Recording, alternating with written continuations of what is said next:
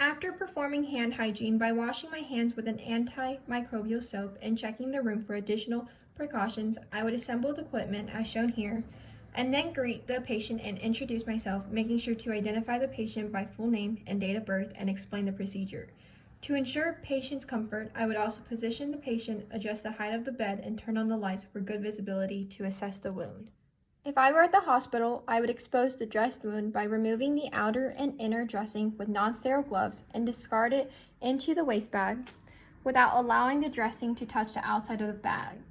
Then I would inspect the wound and observe the amount of healing, presence of inflammation, and presence of drainage, including the amount and type of drainage. Here, there is no drainage and swelling. It's a little red along the suture, but this is expected. Next, I would discard my gloves, perform hand hygiene, and apply non-sterile gloves. I would also drape a water-resistant pad under the patient. Can you please elevate your arm, Mr. Zhang?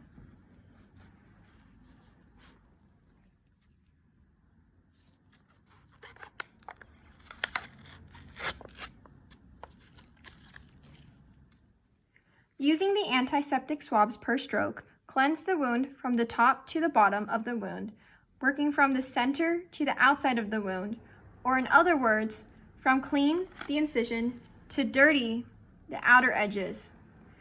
Discard each contaminated swab in the waste bag after use. Dry the incision using the same types of strokes.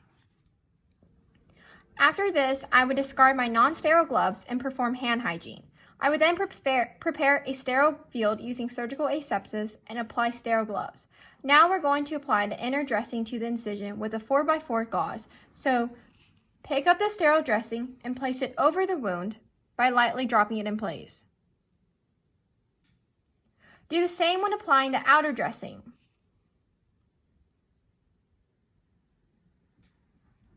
Discard the gloves or forceps. Apply hypoallergenic adhesive tape to hold down the dressing in place. The strips of tape should be placed at each end of the dressing.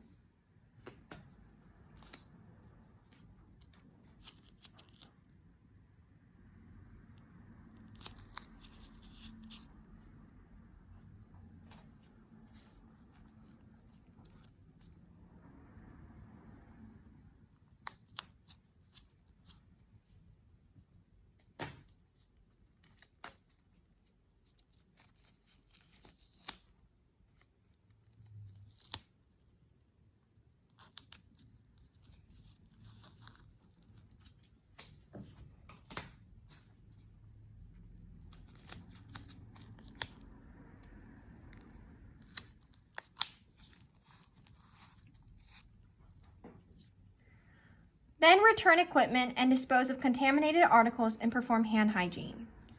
Afterwards, I would instruct the patient in wound care, explain the wound care instructions, and tell them to keep the wound clean and dry and to contact the office if signs of infection occur, such as excessive swelling, pain, or discharge, as well as ask if he or she has any questions. I would also ask the patient to sign the instruction sheet on the appropriate line and file the sheet. Finally, I would document the procedure and findings according to agency policy, which includes wound appearance, if the staples are intact, if the incision is well approximated, the time, place of wound, size, drainage and amount, how the patient tolerated the procedure, and so on. I would also make sure to compare the wound to previous wound assessment and determine healing progress, if any, and notify the physician or wound care nurse as needed.